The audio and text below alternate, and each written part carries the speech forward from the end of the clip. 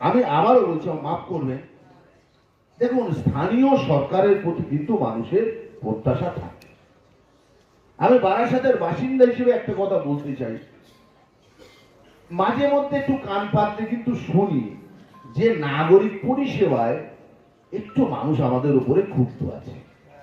বারাসাতের উপর নাগরিক পরিষেবা, এটা আমার মনে হচ্ছে পৌরসভা কাউন্সিলর, আমি কোনো ব্যক্তি বিশেষের দায় দিই না, সবারই এই জায়গাটা কত তাড়াতাড়ি আমরা ওভারকাম করতে পারি।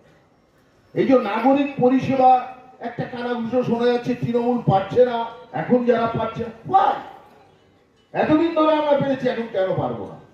আমরা সবাই আছি, আমাদের সেই জায়গাটা উত্তরণ ঘটাতে হবে।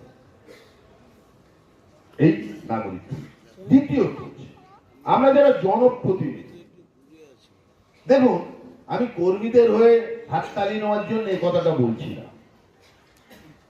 না তাই করছি না। কাকলিদি বলছে তাই তো করছি, তাই করছি না।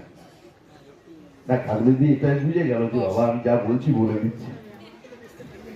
তো সেটা হচ্ছে আমাদের তৃণমূলের কর্মীরা, নেতা কর্মী আমার মতো চারানার এমএলএর কাছে কিচ্ছু চায় না, একটু ভালোবাসা আর সম্মান চায়।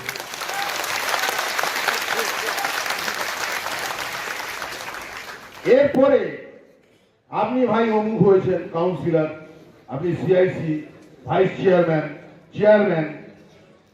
চেয়ারম্যান, আপনার কাছে গেলে আমি দাদা ও মা আমি তো সামনে, হ্যাঁ মা দেখুন আমি আমি মনে করি আমি একা জিতিনি, মমতা বন্দ্যোপাধ্যায়ের আধার আর তৃণমূল কংগ্রেসের পরিশ্রম আমাকে বিধায়ক করেছে, আমাকে সভাধিপতি করেছে, আমার পরিবারের লোক আমাকে করে। প্রত্যেকটা জনপ্রতিনিধিকে তার ওয়ার্ডের সাধারণ মানুষ এবং ওয়ার্ডের কর্মীদের সাথে ভালো ব্যবহার করতে হবে। এটা যে সবার জন্য একরকমের, অনেকেই ভালো নিশ্চয়ই আছে, কিন্তু আবার প্রশ্নটা উঠলো কেন তাহলে কারো নেই? প্রশ্নটা উঠলো তাহলে কারো নেই। এই জিনিসটা যদি আমরা না দেখি, যে মানুষের পাশে থাকবার মেন্টালিটি, এতে করে কি প্রমাণ হয় জানেন তো? কেউ একটা সমস্যা হলে যাবে কার কাছে বলুন তো? একটা সমস্যা হলে যাবে কার কাছে? প্রথমেই যাবে ওয়ার্ডের কাউন্সিলরের কাছে। সুতরাং কাউন্সিলরের কাছে নিয়ম, আমরা সব সমস্যা সমাধান করতে পারবো এর কোনো গ্যারান্টি, কিন্তু একটা মানুষ, বিপদগ্রস্ত মানুষ আমার কাছে আসলে আমি ভালো ব্যবহারটা দেব, তাতে যেন তার অর্ধেক যন্ত্রণা সেরে যায়, এইটা কিন্তু আমাদের করা দরকার।